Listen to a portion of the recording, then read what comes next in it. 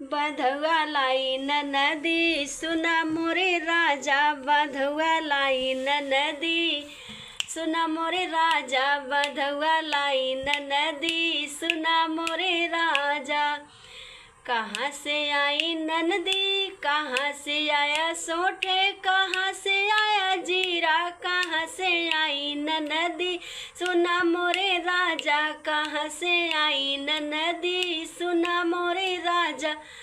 बधवा लाई नदी सुना मोरे राजा, बधवा लाई नदी सुना मोरे राजा। दिल्ली से आया सोठे, मुंबई से आया जीरा, दिल्ली से आया सोठे, मुंबई से आया जीरा। सूरत से आई नदी सुना मोरे राजा, सूरत से आई नदी सुना मोरे राजा। बधवा लाई नदी सुना मोरे राजा, बधवा लाई नदी। कैसे आया सोठे, कैसे आया जीरा, कैसे आया सोठे हो, कैसे आया जीरा।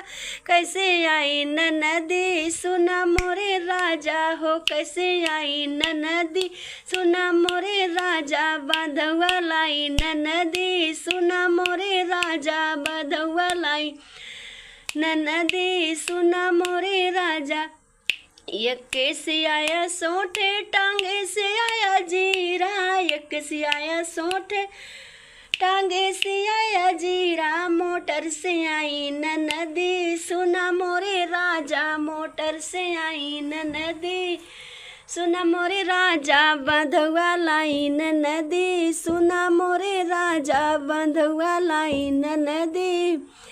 किसके लिए सोठ आया, किसके लिए जीरा, किसके लिए सोठ आया, किसके लिए जीरा, किसके लिए नदी सुनो मेरे राजा। बधवा लाई नदी सुना मोरे राजा, बधवा लाई नदी सुना मोरे राजा।